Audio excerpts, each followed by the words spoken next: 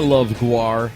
You know, can you imagine if GWAR came out at the same time as Screamin Jay Hawkins?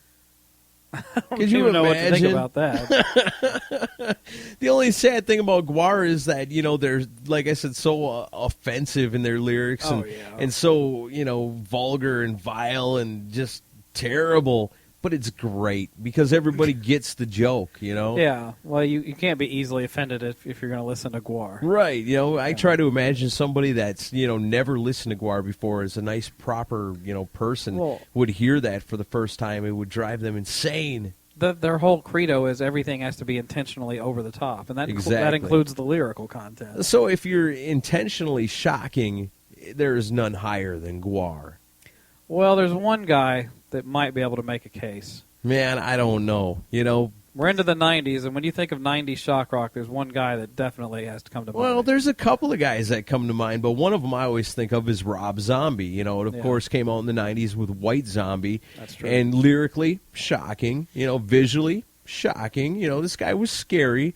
You know, wrote some crazy songs and came out with a whole new kind of a heavy metal sound in the 90s when grunge was pretty big. You know, White Zombie came out. It was a little bit different than what was accepted at that time.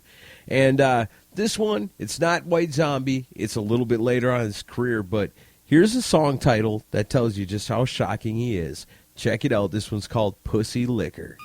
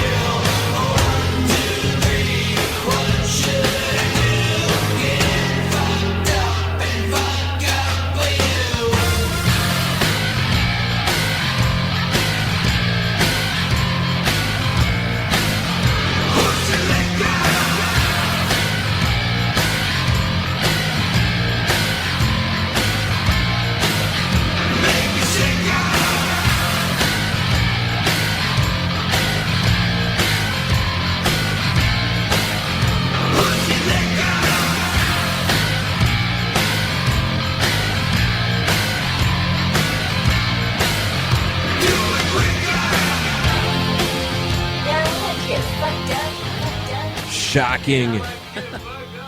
I love it. I hadn't heard that till today. That's a great tune. I never heard that one before. I seen him live, and Rob Zombie live is just as shocking as you'd expect him to be with all the giant robots and monsters and things on the stage. Fantastic, you know. As far as shock rock goes, you got to count Rob Zombie right up there. But if there's one true king of shock rock, and it's not Alice Cooper, if it's not,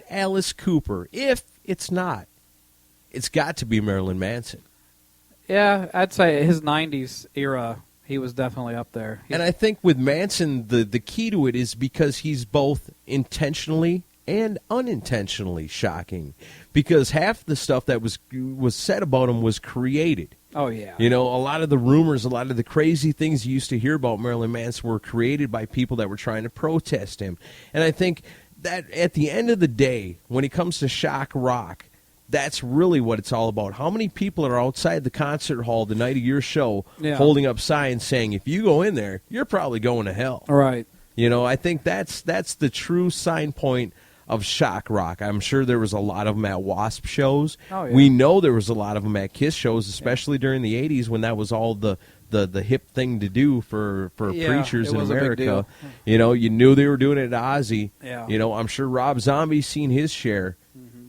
Alice Cooper, he had a whole ton of people out there holding protest signs, but I don't think anybody was more protested than Marilyn Manson. Yeah, there were quite a few there when I saw him a few years ago. So. Yeah, I mean, scary. And again, it comes down to, even if you're not a fan of the music, which a lot of it, not all of it, but a lot of it, I am a fan of Marilyn Manson's music. But the first time I ever got a chance to see him, I thought, I bet you he'll do something crazy. Oh, he will. And he never really had a chance tonight. I saw him. But, that's maybe a story for another time. That'll be for a show called, When Rock Concerts Go Wrong. Okay, cool. But for now, here's some Marilyn Manson for you, the king of shock rock in the 80s, and it's a long, hard road out of hell.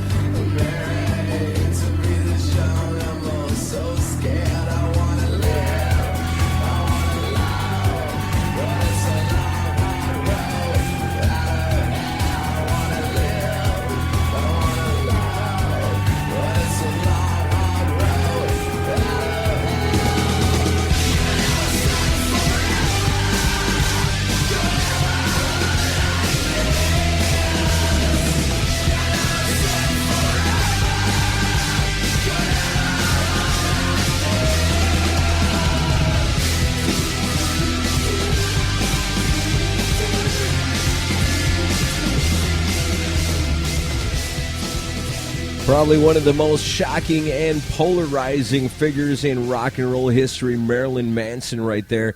And, I wish we had time to play all the songs today, but we're doing just a kind of an overview of all of shock rock, and you can't do it without Marilyn Manson.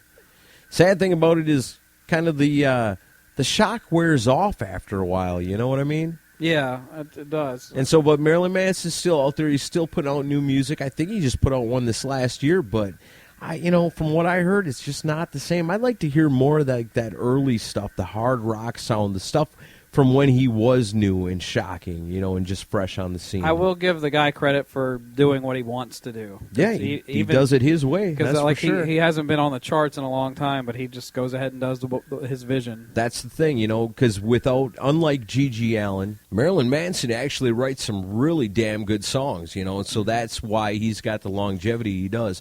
Maybe not as popular or as shocking or scary as he was in the early 90s, but he's still out there and he's still kicking ass. Yeah, so we're well over an hour already. We only got a little ways to go. You guys are in for a treat this week. Yeah, so my server is not. Oh, my computer just died, so it's all on you to guide the rest of the show. Okay, well, I don't have a ton to say about this next band because I'm not really a big fan. This is like I said, we're doing kind of an overview of the whole history, so we don't really have to be fans of this stuff, but we want to kind of document it as it goes. Sometimes all you need to be is loud and aggressive.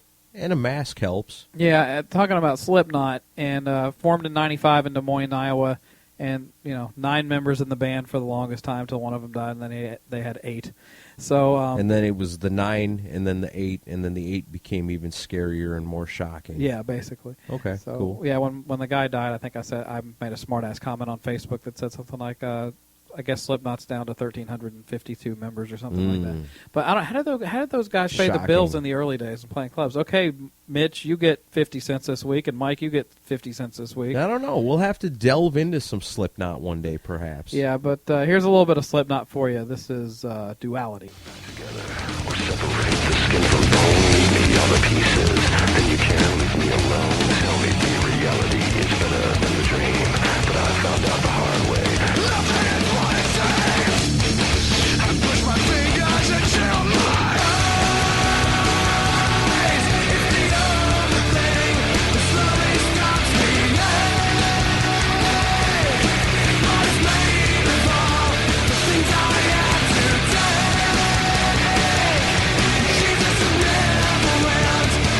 Way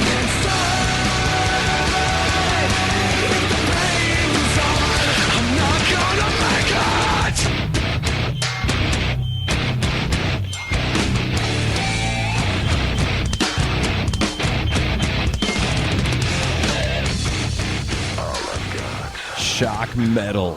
From Iowa. Yeah, well, some scary shit goes on in Iowa. Lots of cornfields. Yeah, a lot of people shocked by that band, especially those afraid of clowns. Yeah. Like a big clown drummer. But all right, so we got 2 picks left, one for you and one for me. And what's your last one? My last one. Oh yeah, Wednesday 13, carrying on the tradition of guys like Alice Cooper, and we've played some Wednesday 13 and talked about. I went and seen them live last year, opening for Alice Cooper. Oh yeah, talk about the gig of a lifetime for that guy. Oh, so sure. trying to carry on, maybe not so shocking today, but carrying on the traditions of shock rock. Wednesday 13.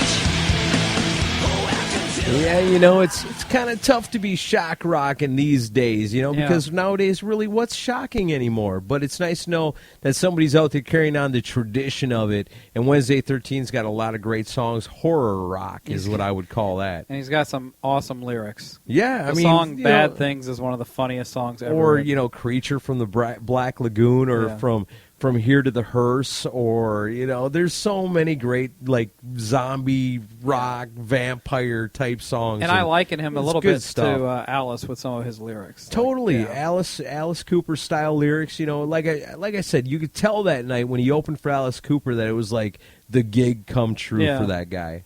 What is it? My favorite line from Bad Things is, I celebrate at your wake. I bake myself a cake because you're the favorite person that I love to hate. I love it. I love the lyrics. Good stuff. So love it. So we had some. Obviously, we're going to have plenty of also rans that didn't make the list because we only have a certain amount of time. So apologies to Screaming Lord Sutch. Oh, Screaming Lord Sutch. If you got a chance to look that up, they do. It's an old band from, I don't know, like the early 60s, and he does this like Dr. Jekyll, Mr. Hyde gimmick, and he actually has them girls back then screaming in fear in the front row of the show. So, some other bands we weren't able to get touch on. We touched on a little bit, like The Doors, Frank Zappa, Black Sabbath. Of course, we got Ozzy, so that fills that. Yeah, Sabbath because of their dark lyrics. The Doors because of the unpredictability of Jim Morrison, and Zappa just for being Zappa. And then some obvious ones that got left off the list because we're trying to turn you on to some new stuff is Sex Pistols, Twisted Sister, Motley Crue. Yeah, all shock rockers in their own right. I mean, Sex Pistols, people didn't understand them. They just had a fuck everything attitude. Twisted Sister, they were shocking, no doubt. Motley